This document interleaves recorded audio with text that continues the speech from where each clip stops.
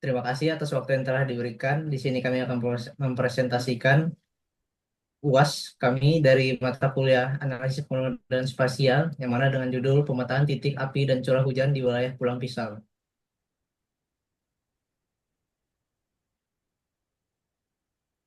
Di sini kami dari kelompok 11 dengan anggota ada Jonathan dengan NIM 223030 503216, terus saya sendiri Panege Vanoya dengan NIM 223030 503184.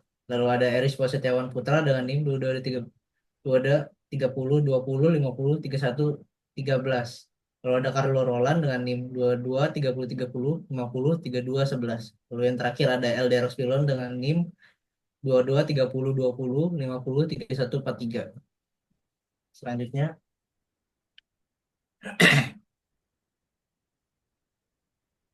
sebagai dasar pada analisis ini, data SEPAL, SAP, Pulau Pisau berasal dari peta RBI, Rencana Tata Ruang Wilayah, yang dikeluarkan oleh Badan Informasi Geospasial, BIG Indonesia. Peta RBI merupakan produk geospasial yang berfungsi untuk memberikan informasi mengenai batas wilayah administratif, penggunaan lahan, dan berbagai aspek geospasial lainnya di Indonesia. Data ini dikumpulkan dan diproses oleh BIG untuk mendukung perencanaan dan pengelolaan wilayah.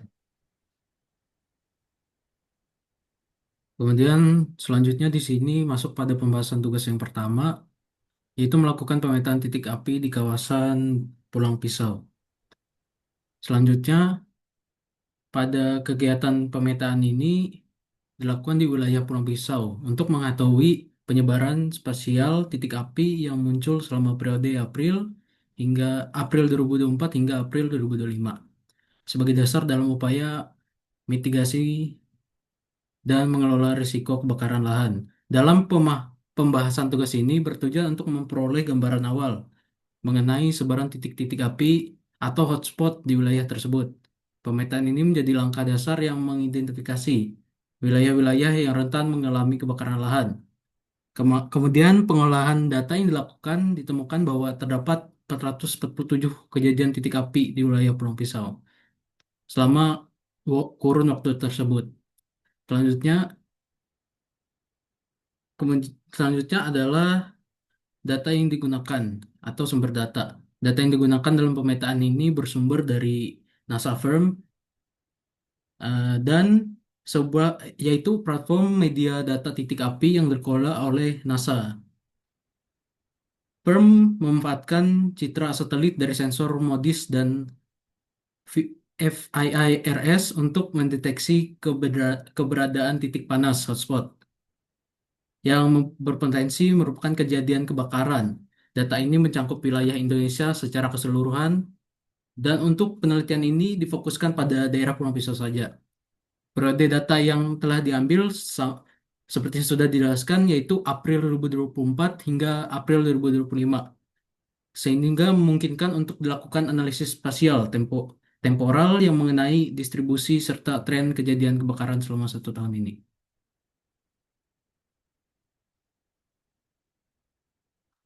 Baik, di sini saya akan menjelaskan untuk visualisasi untuk petanya, mana visualisasi ini menampilkan sebaran titik api atau hotspot di wilayah Kabupaten Pulau Pisau selama periode April 2024 hingga April 2025. Jadi titik api ini merupakan indikasi dari potensi atau suatu kejadian kebakaran hutan dan lahan yang dapat diperoleh dari sistem PIRMS, Fire Information for Rescue Management System milik NASA. Dalam kurun waktu tersebut, tercatat sebanyak 447 titik api di wilayah Kabupaten Pulang Pisau. Nah, pada visualisasi peta ini untuk tanda titik api kebakarannya ditandakan dengan lingkaran warna merah, yang dimana banyak terjadi pada daerah Sebanga Kuala, Pandi Batu, Kahayan Kuala, lalu di Ketinggan Kuala ada beberapa juga, tapi paling banyak itu ada di Pandi Batu sama Kahayan Kuala. Untuk di Sepang Simin terdapat juga banyak titik kebakaran.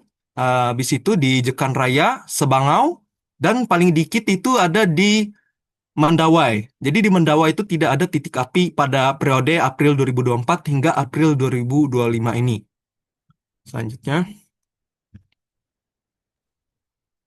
Baik, selanjutnya yaitu curah hujan di wilayah Pulpis. Berikutnya. Curah hujan adalah dalam curah hujan ini kita melakukan kegiatan pemetaan curah hujan yang mana dilakukan dengan tujuan adalah untuk memperoleh informasi akurat mengenai tingkah curah hujan yang terjadi di wilayah Pulang Pisau, sehingga data tersebut dapat dimanfaatkan untuk berbagai keperluan analisis seperti perencanaan tata ruang, pertanian, mitigasi bencana, serta pengolahan sumber daya air di daerah tersebut. Berikutnya, sumber data yang kami ambil yaitu diambil dari NASA Power atau Prediction of Worldwide Energy Resource yang merupakan sebuah platform resmi milik NASA yang menyediakan berbagai parameter klimatologis global yang diambil dalam rentang periode Januari 2024 hingga April 2025. Berikutnya. Baik, gambar ini adalah visualisasi rata-rata curah hujan di Kabupaten Pulau Pisau. Peta ini menampilkan sebaran rata-rata curah hujan di Kabupaten Pulau Pisau untuk periode Januari 2024 hingga April 2025 yang diolah menggunakan metode interpolasi IDW dengan teknik kontur melalui QGIS.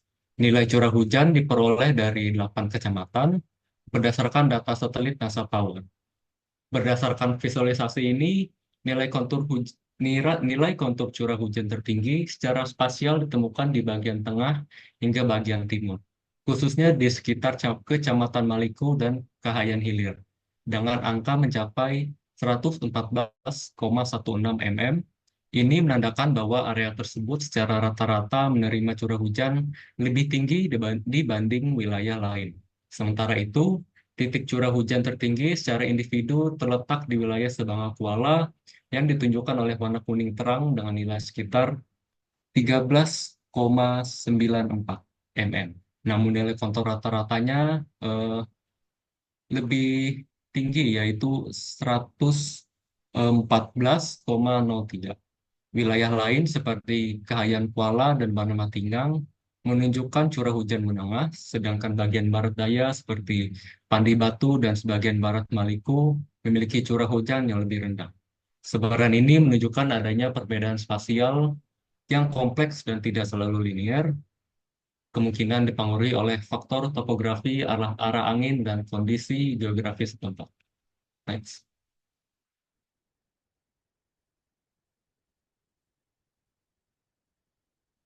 Selanjutnya kita masuk ke bagian kesimpulan.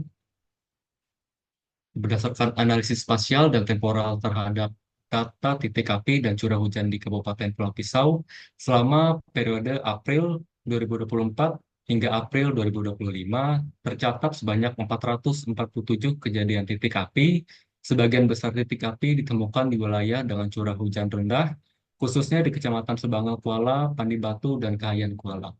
Visualisasi data curah hujan yang diolah menggunakan metode interpolasi IDW menunjukkan bahwa wilayah dengan curah hujan rata-rata di bawah 12 mm per hari cenderung lebih rentan mengalami kebakaran. Temuan ini mengindikasikan adanya hubungan negatif antara curah hujan dan jumlah titik api, di mana penurunan curah hujan berkorelasi dengan meningkatnya potensi kebakaran dan lahan. Hasil ini dapat dimanfaatkan sebagai dasar dalam penyusunan strategi mitigasi kebakaran berbasis iklim.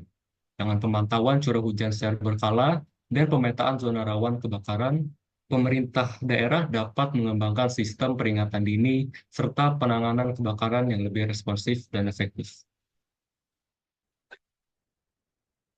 Sekian presentasi dari kami. Jika ada salah kata, kami mohon maaf.